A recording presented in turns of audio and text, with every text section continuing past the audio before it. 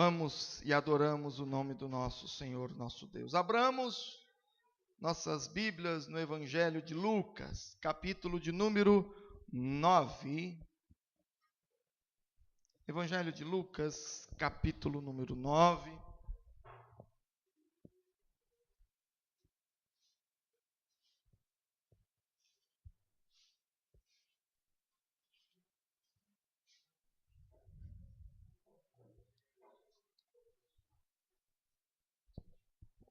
Hoje eu estou um pouquinho com um espírito, com um espírito, não seria a palavra certa, mas assim, meio que no segmento profissional do nosso querido presbítero Marcelo, de historiador, porque hoje, nessa data querida, a gente tem que remeter à história, não tem como não contar um pouco de história hoje, nessa data querida. Hoje é 30, amanhã, segunda-feira, 31 de julho, data onde comemoramos a nossa igreja 114 anos de sua história, de sua fundação. E este texto de Lucas, capítulo 9, do 23, 24 e 25,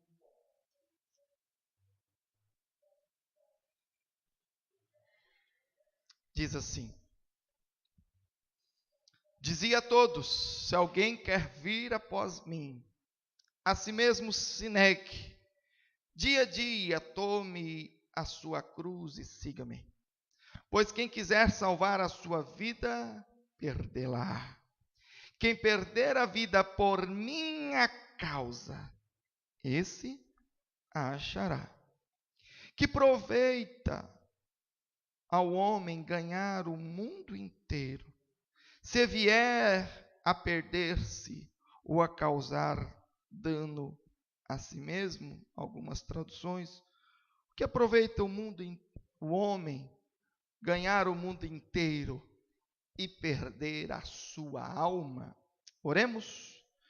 Pai de amor, toda reverência, temor e tremor, porque o teu Santo Espírito, a tua presença santa nos constrange, Pai. Está na incumbência de abrir a tua palavra e ser usado pelo Senhor para falar ao coração da tua igreja. Pesa sobre nós, sobre a minha vida nesse momento. E eu te peço, ó Deus, venha abrir os meus olhos, abrir o meu coração para o agir do teu Santo Espírito e de igual modo com a tua igreja. Nós somos filhos e filhas do Senhor, dependentes do teu agir, ó Espírito Santo de Deus. Sem o Senhor não há igreja. Sem o Senhor nós estamos consumidos. Nós vivemos porque o Senhor nos dá vida. E vivemos para o Senhor, por causa do Senhor, até quando o Senhor nos chamar. Fala conosco, abre a nossa mente, o nosso coração e nos molda nessa noite, em nome de Jesus. Amém e amém. Não tenho como não remeter à história da fundação da nossa denominação neste dia. Mas eu não quero me ater à história, porque isso cabe aos livros, a você vir um dia na escola dominical, mas na primeira parte eu quero me ater a isso. E falo mais especificamente da pessoa e dos sonhos do nosso fundador, Eduardo Carlos Pereira. Se a gente for pegar a história, o porquê da nossa igreja, que surgiu como igreja mãe presbiteriana do Brasil, teve esse cisma, o seu cerne também, a questão maçônica. Não vamos entrar nesse assunto hoje. Um assunto fundamental, a ponto da nossa igreja, em sua constituição, não permitir que nem pastores e membros, de alguma maneira, seja participante desta entidade, que é existente até hoje, quero me ater a alguns outros pontos que eu vejo como sonhos, coisas que o Eduardo sonhava e acreditava para a igreja. E eu intitulo a palavra de hoje como O Sonho Não Acabou. O sonho é dele, partiu dele, mas as verdades permanecem. As bases do sonho de Eduardo Carlos Pereira para a sua igreja devem permanecer enquanto Deus nos mantiver aqui. Hoje a Igreja Presbiteriana Independente passa por um momento muito turbulento de muitas igrejas minguadas, muitas igrejas passando por dificuldade de sustento. A nossa igreja já passou por muitos momentos de luta, principalmente década de 30, 40, onde veio o movimento pentecostal e a nossa igreja teve um êxodo muito grande. E aí as nossas igrejas minguaram. Mas estes movimentos vieram, porém a igreja permaneceu, você está aqui. E a nossa igreja foi fundada em 1951, um pouco já depois desses movimentos. Essas rachas, essas divisões dentro da nossa igreja presbiteriana independente. Outras igrejas saíram do seio da nossa denominação. Vencemos, mas hoje nós temos passado por outros momentos na história de dificuldade. Mas, isoladamente, a igreja presbiteriana tem dado bons exemplos. Temos igrejas grandes na nossa denominação com mais de 1000 membros. Temos igrejas fortes, igrejas relevantes, igrejas significativas para a sociedade, igrejas significativas já em âmbito nacional. A importância da primeira igreja de São Paulo para a história de São Paulo, ela faz parte da história de São Paulo. A igreja aqui próxima de nós, Igreja Presbiteriana Independente de IEP, é uma igreja que a Praça Central, se você nunca foi em IEP, próximo ali, indo de Prudente, Assis, na Raposo Tavares, você vira à direita sentido Paraná, IEP. Lá a nossa igreja chegou primeiro do que o catolicismo, com a sua igreja. E ali o governo cedeu o terreno de frente para a praça principal. É a nossa igreja presbiteriana independente de IEP, fica como a catedral da cidade, na frente para a praça, é a nossa igreja. Igreja que você faz parte em IEP. Então, é a relevância daquela igreja naquela cidade.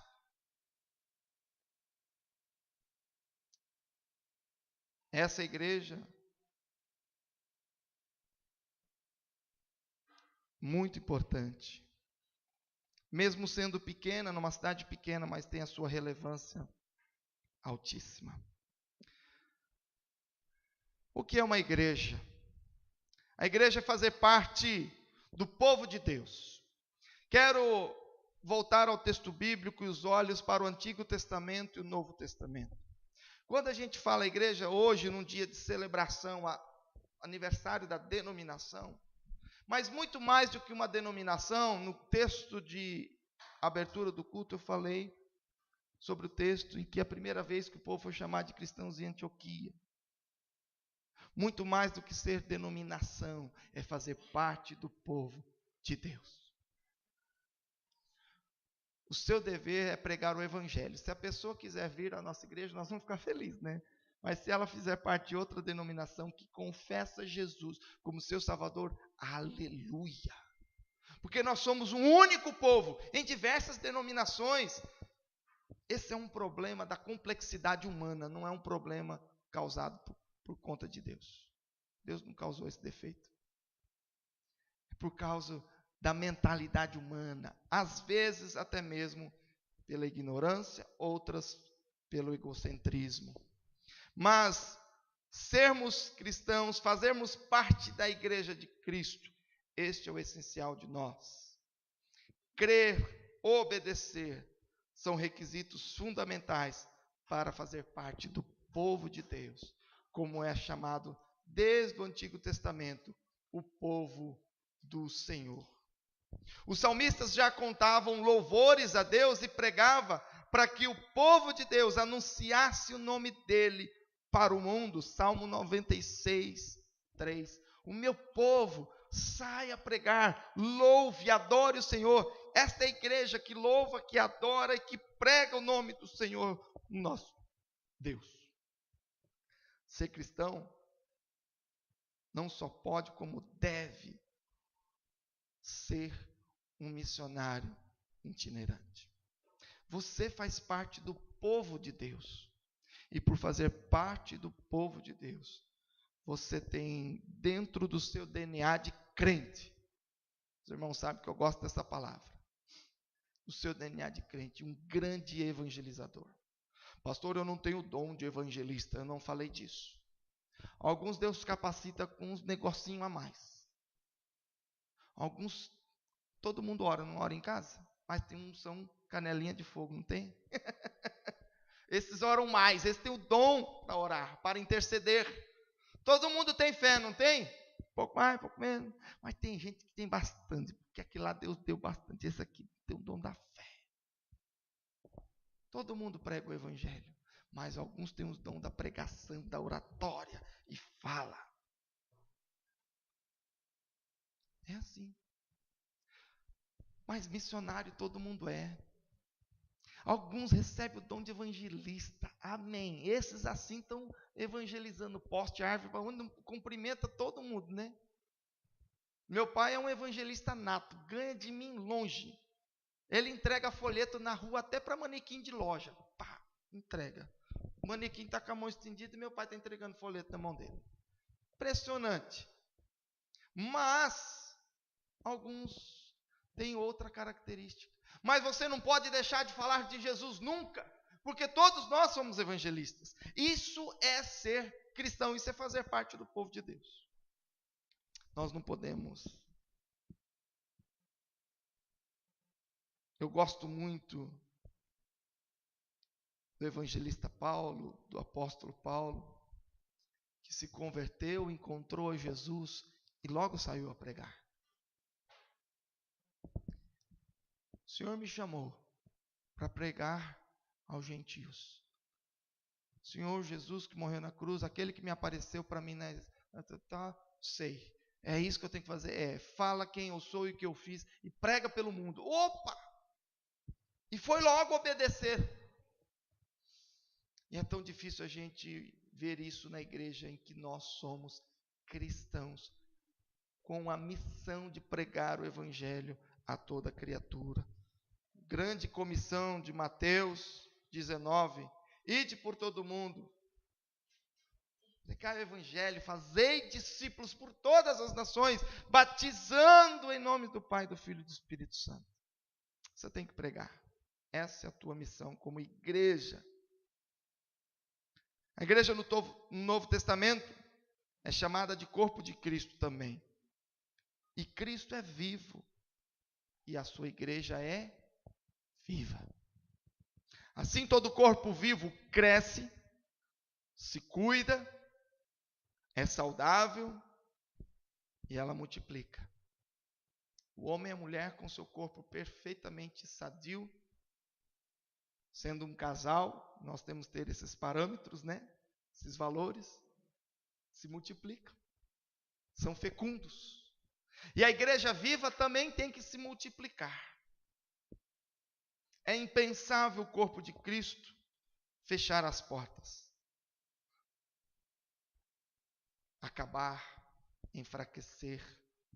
Se isto acontece, Se Cristo é vivo, Cristo é o Senhor da igreja, se Cristo é o mantenedor da igreja, Cristo é o Senhor da igreja, a missão é por Ele, para Ele, com Ele. E por que muitas vezes a coisa não anda? Não rende. A igreja não é dele? A missão não é para Ele? Não é o Espírito Santo dele que capacita e faz a coisa acontecer? E por que muitas vezes não acontece? Você pode chegar às várias conclusões, mas uma delas é que quando o vaso não dá para ser usado, ou por ele estar sujo, ou por ele estar quebrado. Não é essa uma das analogias que faz ao povo de Deus, ao obreiro, ao irmão em Cristo? Se é um vaso de Deus usado, vaso na mão do oleiro. Tem vaso muito trincado, vaso quebrado, vaso sujo. O óleo é o mesmo, a unção é a mesma, o propósito é o mesmo, mas a coisa não vai. Nós temos que tomar alguns cuidados com esta igreja, para não deixar ela adoecer. As portas do inferno, meu irmão, não vão prevalecer contra a igreja de Cristo, corpo de Cristo espalhado pela terra. O evangelho tem crescido muito, as igrejas evangélicas no Brasil e no mundo têm crescido demais. Mas algumas estão fechando. Algumas não estão prosperando. Inclusive em nossa denominação, IPIB.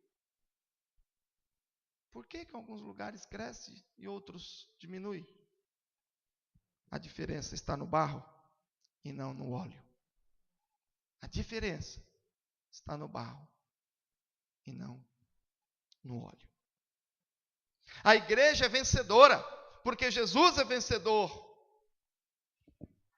Uma igreja que está em missão constante, adoração alegre, expressiva no culto e na vida do dia a dia.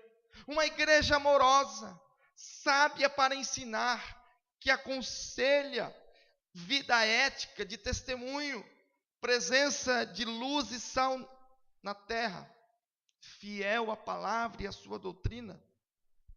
Como é possível essa igreja não prevalecer? Muitos de nós nos orgulhamos de uma boa doutrina, de uma boa liturgia, de uma palavra dedicada. Nossos pastores, e eu quero estar entre eles, se esmeram em ler a palavra, livros, e para trazer a melhor instrução e unção de Deus para a vida dos irmãos. Se nós preservamos por tudo isso, nós cremos na ação do Espírito Santo na vida da igreja, essa igreja, como outra da nossa denominação, tem que prosperar, tem que ser abençoadora na vida da cidade, tem que ser relevante, tem que prosperar, tem que crescer, tem que multiplicar, porque nós queremos fazer a obra de Deus e nosso Senhor está vivo. Se isso não tem acontecido, talvez é porque nós temos nos resignado e nos fechado ao templo. Frequência somente aos domingos, os famosos domingueiros, esquenta banco, e aí a gente brinca, não precisa vir na igreja limpar banco, porque já tem quem faz isso, e muito bem. Tem gente que pensa que não vive o evangelho dia a dia, que pensa que o evangelho é apenas um dia lá atrás eu me batizei, tá bom. Eu sou daquela igreja. Nos últimos tempos eu tenho me irritado, essa é a palavra mais certa, de pessoas que falam assim, eu sou daquela igreja. Eu pergunto, você é daquela igreja? É. Rapaz, se a tua igreja, todo mundo lá fizer o que você faz, ela vai fechar as portas rapidinho. Porque tem gente que é membro da igreja, da instituição, mas cabe algumas dúvidas se ele ainda faz parte do corpo de Cristo. Fazer parte da instituição é fácil. Enganar o pai e a mãe, enganar o pastor e o conselho e vir aqui receber o batismo é fácil. enganar a Cristo, não. Isso não dá. Quantas pessoas você conhece que já foi batizado e não tem vida com Deus? Isso acontece na nossa e em qualquer outra igreja. O ser humano tem os mesmos defeitos, só muda o endereço. Então nós precisamos pensar, e quando isso acontece, temos que tomar cuidado, e um alerta tem que piscar em nossa mente. Pense, alguma coisa não vai bem. Avalie-se. Avalie você. Avalie a sua igreja. Mas quando avaliar a igreja, avalie você. Porque você é membro dela. Ela tem que ser relevante para a sociedade e para os seus membros. E aqui eu quero trazer a seguinte frase: se a igreja não for relevante para os seus filhos, não será relevante para os seus netos. E aí ela não se renova. Se a igreja não for relevante para os seus filhos, também não será para os seus netos. E aí ela não se renova. Em outras palavras, igreja que tem muitos idosos é uma igreja que não está sendo relevante para os seus filhos e muito menos para os seus netos. Se a carapuça servir, use. A história nos ensina e nos motiva. Quando olhamos para a história da Presbiteriana Independente, nossa igreja, nós olhamos para a figura de Eduardo Carlos Pereira. E o que é olhar para a história? A história serve para a gente conhecer, me ajuda aí, Marcelo? Conhecer, avaliar o que aconteceu e não repetir os mesmos erros. Mas peraí, né? Se a gente conhece a história e a gente vai repetir os mesmos erros, peraí, né? Tem que aprender com os erros dos outros. Não, isso não é muito inteligente. A história serve para a gente conhecer, avaliar, não correr nos mesmos erros, mas uma coisa importante, buscar novos desafios. Quando a gente olha a história da igreja, a gente vê o que aquele povo fez, o que é bom a gente vai continuar fazendo, o que fizeram de errado a gente repreende em nome de Jesus e não corre nos mesmos erros, mas nós vamos buscar novos desafios, porque o tempo mudou. A doutrina não mudou, mas a igreja mudou, o povo mudou, o mundo mudou. E nós precisamos pensar numa nova igreja.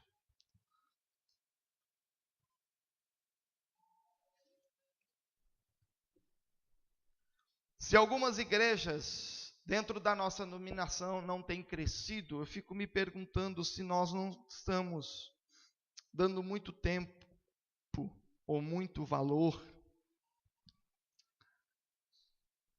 a algumas tradições ou muito valor à história. O que é ser igreja? Igreja é gente, é o povo. E se não temos nos interessado em povo, em gente, se nós temos mais interesse em manter a história e a tradição, nós estamos cumprindo o dever errado da igreja.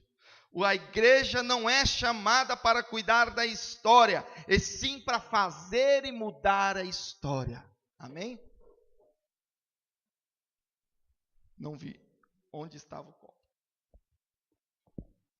A igreja não é chamada para cuidar da história. A igreja é chamada para fazer história e mudar a vida de pessoas. Tem gente que gosta de contar a história só para lembrar da história. Manter a tradição. Vocês sabem a diferença entre um tradicional e um tradicionalista? Tem gente que gosta de manter o formato. O negócio é dentro da caixinha. E tem que ser na caixinha. Muitos já me ouviram contar a história do peixe? Já? Lembram? O que é ser tradicional e tradicionalista? Eu lembro da história do peixe.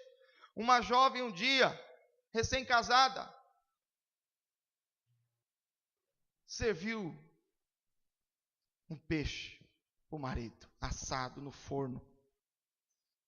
Eu vou fazer aquele peixe que a minha mãe faz, minha avó faz, tradicional da nossa família. Nós vamos fazer. Bom, fez, assou aquele peixe bonito. Quando foi colocado aquele peixe na mesa, o marido falou: bem, cadê a cabeça do peixe? Por que você arrancou a cabeça do peixe? O peixe está uma delícia, está maravilhoso. Mas só uma perguntinha aqui que eu fiquei cá com meus botões pensando. Cadê você não usa? O que você fez com a cabeça do peixe? Joguei fora.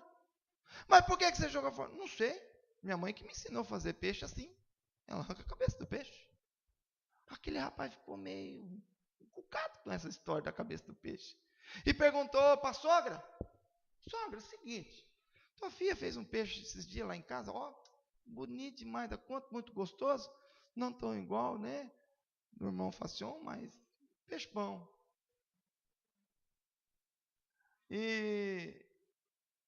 Mas aqui uma dúvida, ela fez o peixe e serviu assim, sem cabeça, e jogou a cabeça fora. Eu perguntei para ela, não soube responder, por quê? A mãe, com toda a sua sabedoria, disse, também não sei. Foi minha mãe que ensinou assim, e eu aprendi assim. E eu vou fazendo assim. Aí o rapaz ficou sem resposta, né? Falou, vou ter que perguntar para a avó agora.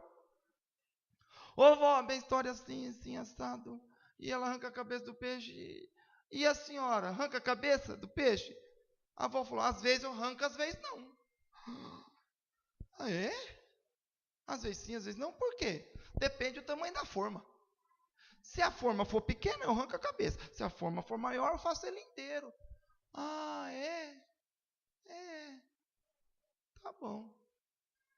Acho que às vezes ela comprava só as formas menores, acabava arrancando a peixe. E a filhona e a neta aprendeu que tinha que arrancar o peixe. E nem sabia por quê que tinha que arrancar a cabeça do peixe. Tradição é fazer as mesmas coisas, dos mesmos jeitos, sem saber o porquê. Sem refletir. Tradicionalismo, perdão. Tradicionalismo é fazer as mesmas coisas do mesmo jeito, sem haver uma reflexão ou porquê.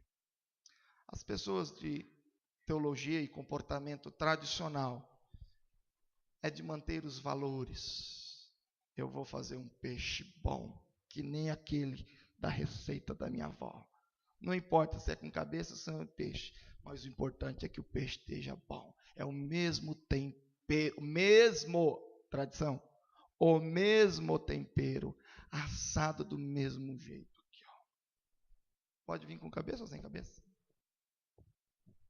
Pode ser numa forma grande ou uma forma pequena? A forma não interessa. Interessa é o conteúdo. Temperão, ó. O evangelho tem que ir para frente. Não importa se a forma for grande ou se a forma for pequena. Só que o tempero, o sal, o Senhor Jesus Cristo que tempera a minha e a tua vida, tem que ser mantido. Amém? Tem gente que gosta do púlpito na esquerda.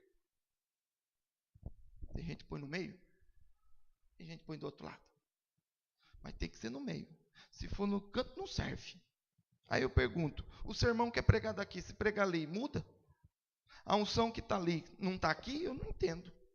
Isso que é tradicionalismo. Tem que ser aqui. Por que tem que ser aqui? Porque sempre foi aqui. Sempre foi aqui. Ó. Sempre foi assim. Nem sabe por quê.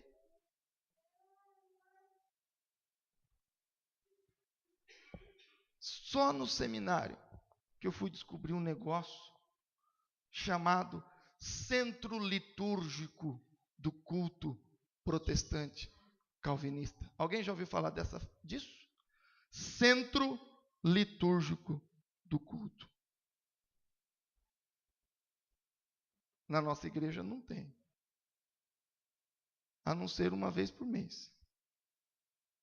Nos estudos teológicos sobre culto e forma de culto, na nossa tradição calvinista diz que a mesa da ceia tem que ser o centro do culto. A mesa não deve ser tirada. Na nossa igreja nunca tem mesa, só no dia de ceia. Aí põe a mesa, não tem ceia, tira a mesa.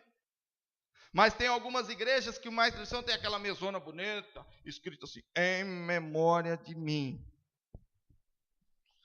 Eu não sou muito velho, mas sou de um tempo em que na minha igreja de origem, se no púlpito subisse alguma criança acidentalmente, alguns acreditavam que vinha um fogo do céu e fulminava aquele pecador. Ninguém sobe ali. Aquele lugar é santo. Alguns esqueceram que o véu se rasgou. Aquele lugar é santo. Não pode subir lá. Lá é só o pastor. Aí um dia, irmão, foi uma coisa mó gostosa do mundo. O coral mudou de lugar, que era no canto. O coral foi cantar aqui na frente. E quando o coral veio para frente, pegou o lugar da bateria. Que era mais ou menos assim, ficou tudo. O coral saiu lá do cantinho dele, veio para frente, e a bateria ficava aqui. E agora, onde que nós vamos para a bateria? Falei, tenho uma ideia. Vocês estão na frente, eu vou para trás. Ei, mas no púlpito? Lá no Santo do Santo? Falei, lá, é um lugar que tem agora, que não sobrou para mim, vou pôr a minha bateria lá. Irmão, pensa numa bagunça. Pensa na cabeça de um, mas peraí, como é que eu vou fazer para pôr uma bateria? Fala, simplesmente pega e carrega, põe, só assim. Meu irmão, pensa numa cantata de Natal, linda, gostosa.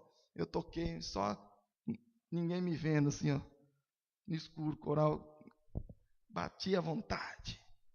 O coral até abafava o som, podia bater mais forte. Foi uma benção. E lá de cima, o importante era a cantata, louvar e adorar a Deus, ou onde estava a bateria. O importante foi louvar ao Senhor, foi o tempero, foi a palavra pregada e cantada. Eduardo Carlos Pereira, vamos voltar para ele? E a minha água sumiu aqui. Gente, hoje minha garganta está irritada e o tempo seco não está me ajudando. O sonho não acabou. Agora eu vou entrar tudo isso foi introdução. Mas o tempo está acabando, eu sei. Mas é que eu quis trazer toda esta história para nós, porque quando eu vejo a história do Eduardo Carlos Pereira, e no surgimento da nossa igreja, teve a questão maçônica, como eu já disse, não vou entrar. Mas teve dois grandes sonhos que fervia no seu coração, e que um deles, que até foi o primeiro, foi que ele sonhava de uma igreja genuinamente brasileira, que falasse e pregava para os brasileiros, feita pelos brasileiros. A igreja, nossa igreja mãe, de missão americana, fez um trabalho maravilhoso e Eduardo Carlos Pereira não esqueceu dessa história e não foi ingrato com essa história. Somente disse, obrigado, mas agora acabou a fase. Vira o disco. Vamos passar para uma outra etapa. E aquele povo queria continuar com a etapa de missão permanecendo. Aquele ranço americano, o sustento financeiro americano, a ordenação pastoral vindo dos americanos, e era tudo uma igreja americana dentro do Brasil. E Eduardo Carlos Pereira falou assim, nós queremos ser uma igreja brasileira. Para que trazer pastor de fora? Vamos formar nossos pastores aqui, vamos. E aí, vamos investir mais no pastorado. E os americanos com os seus pastores e investindo na ordenação, no trabalho mais leigo. Eduardo Carlos Pereira querendo preparar mais pastores, mais evangelistas, para esparramar para esse Brasilzão. E ele pensou numa igreja. 1883, buscou e fundou a Sociedade Brasileira de Tratados Evangélicos, com o objetivo de produzir literatura evangélica em linguagem bem trabalhada e acessível ao povo dentro do contexto nacional. E isso foi muito importante naquele momento para a evangelização, principalmente anticatolicismo. Na época, eles tinham muito essa questão católica. Em 1886, criou o Plano de Missões Nacionais com o fim de tornar a igreja brasileira autossuficiente. Pensa aqui comigo. Para sustento dos pastores, professores e evangelistas sem a ajuda estrangeira. Plano de Missões Nacionais, 1886. Para fortalecer o sustento, a formação de pastores, formação de evangelistas e sem ajuda financeira. Um pastor amigo nosso, que já foi pastor dessa igreja, pastor Valdecir Fornel, teve uma experiência uma vez de pastorear por 3 anos uma igreja no Chile. Ele trouxe a seguinte informação daquela comunidade que ele trabalhou os 3 anos. Falou assim: difícil ensinar este povo o que é dízimo. Eu falei, por quê, pastor? Porque eles são subsidiados pela missão brasileira lá, americana lá, e se eles precisam comprar um instrumento, eles pedem para os missionários. Se precisa fazer uma reforma, pede dinheiro para os Estados Unidos. E eles mandam. Eles não são dizimistas. Tudo é tipo filhinho sustentado pelo papai. Conhece essa história? As igrejas eram assim. E eles não sabem dizimar. Não sabem o que é ofertar. Não se sustentam. Eles não sustentam a própria obra. Tem que servir tudo de mão beijada. E isso acontecia com o Brasil. E Eduardo Carlos Pereira quis ser uma igreja independente da igreja americana, da onde vem o nosso nome, Igreja Presbiteriana do Brasil. Uma igreja de autossustentabilidade e obreiros de sustentabilidade. A gente produz os nossos pastores, a gente produz os nossos evangelistas e vamos tocar o barco. Vamos fazer a obra. Eduardo Carlos Pereira pensou na evangelização.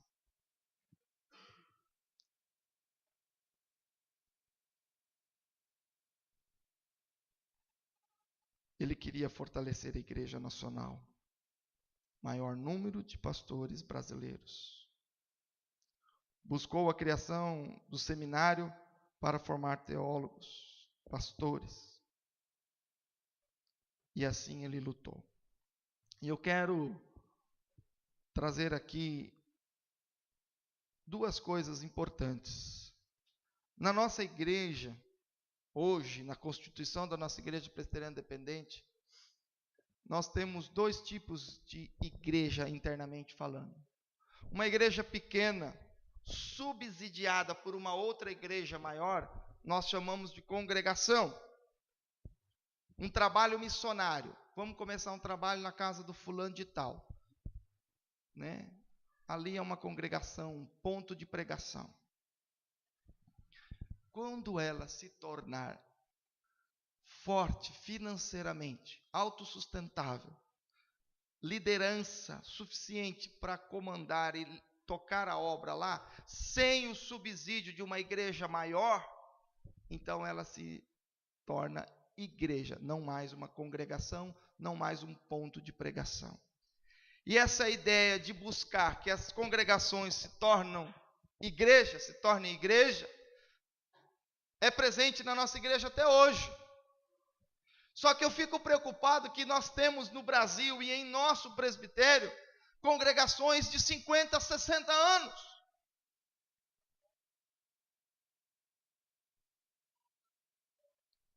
Já pensou um filho de 50, 60 anos subsidiado pelo teu pai? Pela mamãe? Pode isso? Isso é natural da vida? Igrejas que, numa questão burocrática, deixam de ser igrejas e voltam a ser congregação, porque não tem mão de obra para ter presbíteros, lideranças, não conseguem sustentar os seus pastores e voltam a ser congregações, subsidiadas por uma outra igreja mãe, que agora adota aquela como filha. Isso é uma ofensa contra a história da nossa igreja, contra o sonho de Eduardo Carlos Pereira, como um sonho que deve estar no coração seu. O sonho não pode acabar.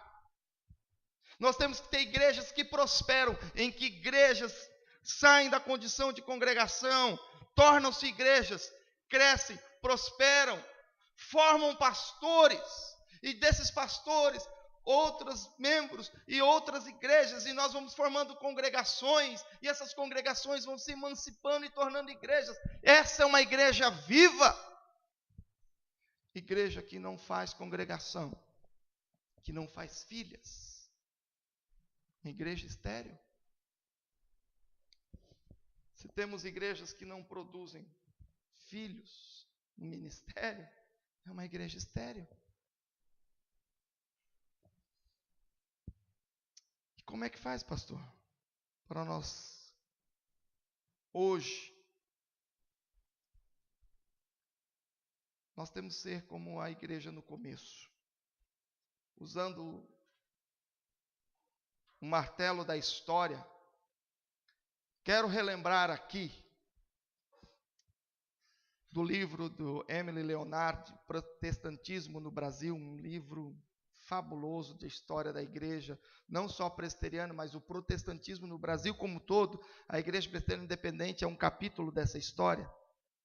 Na página 176 diz assim: tratando-se de uma igreja nacional que só poderia contar com os recursos de seus fiéis. Por quê? Porque agora não tinha cortado o cordão umbilical dos americanos. Então, que só poderia contar com os recursos de seus fiéis e excluída qualquer contribuição estrangeira, mesmo assim, aleluia, irmão, glória a Deus, mesmo assim, conseguiu subsistir e alcançar um desenvolvimento considerável. Ela foi formada em 31 de julho, vamos dizer, meio do ano, ok? 5 meses após a sua fundação, contava ela com 2.500 membros comungantes. E em 1903, para 7, 4.224 membros, com 56 igrejas. Amém? Glória a Deus. Essa é a sua igreja, essa é a sua história. Quero dizer que esses pastores tiveram um planejamento de 5 meses a restar o ano. Aí fizeram o seguinte trabalho na tesouraria. 1903, eles recolheram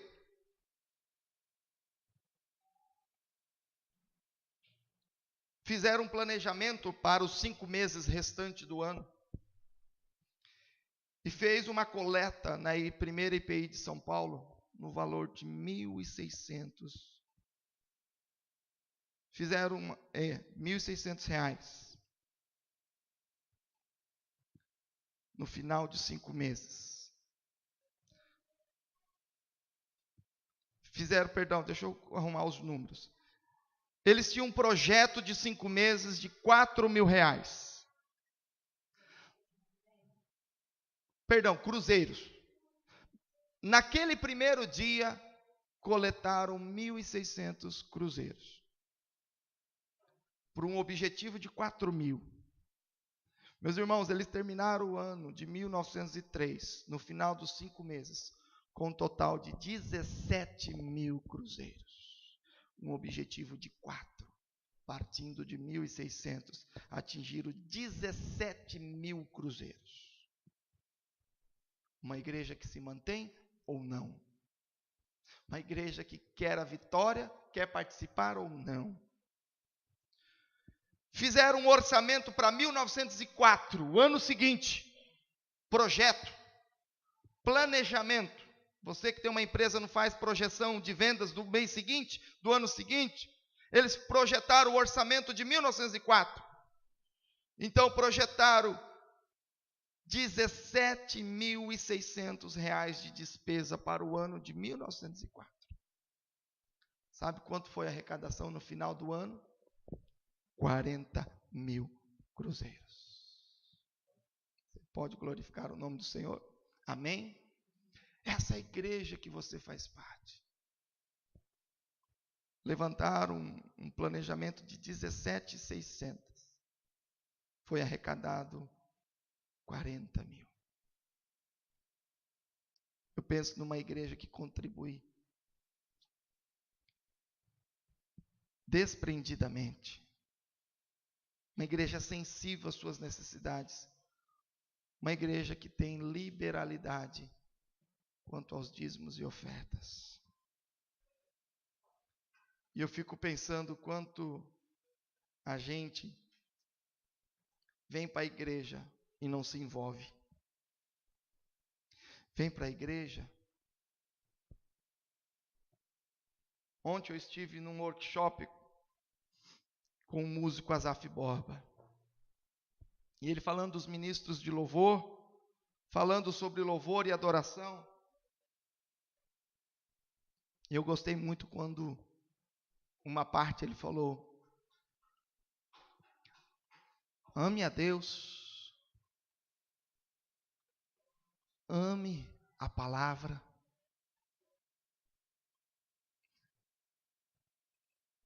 preserva o seu chamado, mas ame a igreja. Adore a Deus pensando na igreja, não pensando em si. Ame e cuide dessa igreja.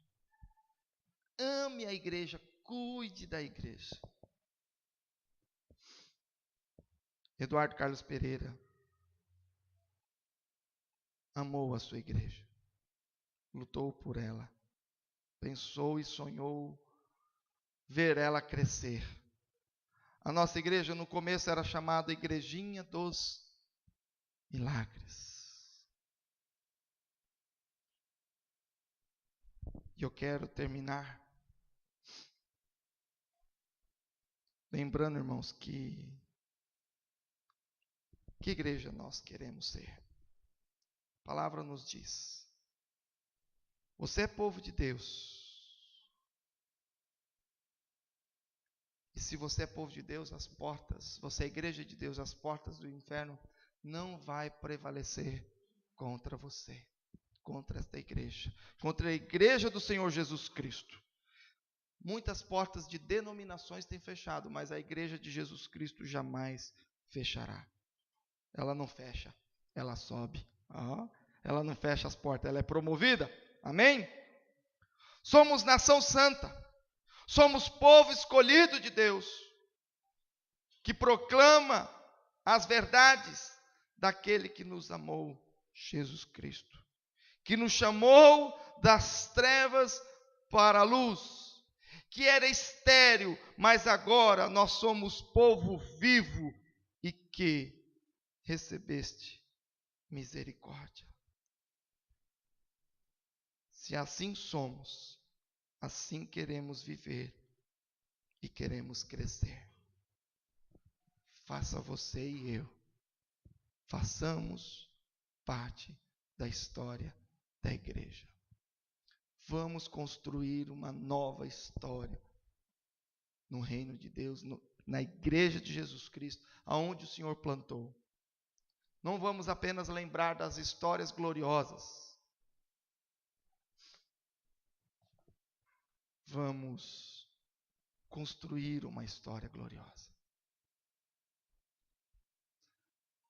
Tem muitos filhos que vivem das glórias. Ó, me respeita, meu pai é fulano de tal, hein?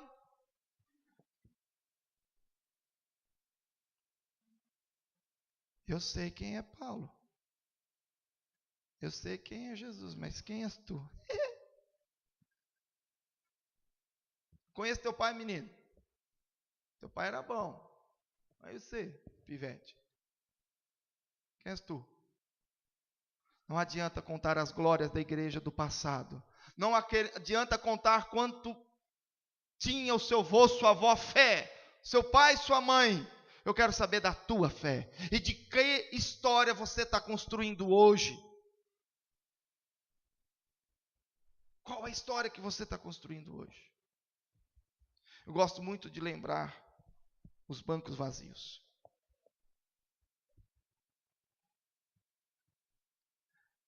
No mínimo, você tem que evangelizar. Mais um. Para substituir o lugar de você no banco da igreja. Crente é um indivíduo, é um tipo de ser humano que tem lugarzinho na igreja. Você já reparou? Você tem um lugarzinho, você chega, vai que nem um robozinho. Se alguém sentar no teu canto, você fica. Ó, sentou lá no meu lugar. Só falta pôr uma plaquinha com o nome, igual o vereador na Câmara, né? O vereador com a plaquinha. E o pastor vai acostumando, os irmãos do lado de cá, os irmãos dali, do fundo, da frente. Aí eu fico perguntando nessa minha imaginação, nessas minhas doideiras aqui, que no mínimo você tem que evangelizar mais um, para ocupar o teu lugar no banco que você está sentado. Porque no dia que você morrer, teu lugar vai ficar vazio. E se você está olhando lá, está vendo um lugar branco, um lugar em branco, no banco, é porque alguém não cumpriu a tua missão. Você vai cumprir a sua? Quem vai te substituir? Nessa história, pode ser até o seu filho, mas você tem que pregar para ele também, porque senão teu filho não fica, tua filha não fica. Cumpra a missão. Nesse mundo de Bob que o pastor brinca, quem vai substituir o teu lugar no banco? No mínimo um, para que a igreja pelo menos não diminua. Sempre mantenha ou cresça. Vamos manter o sonho de Carlos Pereira vivo. Uma igreja que contribui, uma igreja que sustenta financeiramente a obra de Deus e sustenta na obra da evangelização. Gente, igreja que forma pastores. Eu tenho sonhado diante de Deus de gerar pastores no meu ministério. Ainda não consegui, mas estou perseguindo o meu sonho. Estou perseguindo. Espero que Deus. Eu sonhava como membro de igreja. Eu tenho que evangelizar alguém e essa pessoa tem que se converter. Eu persegui esse sonho. Já vários, graças a Deus. Quando o Senhor perguntar, estende a tua mão, o que você tem? Está vazio? Não está, não, já tem uns gatos pingados aí. Alguma coisinha eu fiz. Não vale nada, mas eu fiz. Não vale nada. Porque Paulo fez tudo, pregou, deu a vida. Falou assim, servo inútil, eu sou. Porque só fiz o que era obrigado a fazer. Se fosse por vontade própria, eu não fazia. Se Deus não derruba eu do cavalo e não fala comigo, não me cega a vista, para que eu, apesar de cego, eu contemplasse a glória do Senhor. Se não fosse esse impacto, eu não faria o que eu fiz. Então eu sou um servo inútil. Então tudo que eu já fiz para Deus não é mais do que a minha obrigação. Não vale nada. Mas fiz alguma coisinha. O que você vai apresentar para Deus? Servo inútil você vai ser. Mas pelo menos apresenta um pouquinho. Servo inútil você é. Mas faça a tua parte. Se Paulo se sentiu servo inútil, você é o quê? Se fosse no Zap, a gente escrevia aquela risadinha assim amarela, né?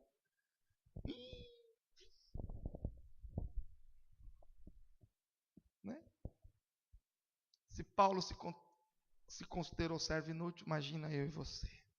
Mas nós queremos manter o sonho, um sonho de uma igreja que se sustenta financeiramente, um sonho de uma igreja que prega o evangelho, na qual cada um é um missionário. Igreja que cresce, igreja que prospera, igreja que vai para frente, que se multiplica. Esse era o sonho do Carlos Eduardo Pereira. Esse tem que ser o meu sonho e o teu. O teu sonho não é, o teu propósito como cristão não é ser domingueiro. O seu propósito não é vir aqui tomar a ceia. Não, pelo menos esse mês eu fui no domingo de ceia, cumpri o meu dever. Se o teu dever é vir no domingo de ceia, meu irmão, não venha não. Porque você está vindo pecar. Se você vem aqui só uma vez por mês para cumprir o dever de tomar ceia e ir embora, não venha, porque você está pecando. Ô louco, pastor, pediu para o povo não vir para a igreja. Não, porque você está vindo para o propósito errado, você veio para pecar. Seu propósito não é vir bater cartão uma vez por mês.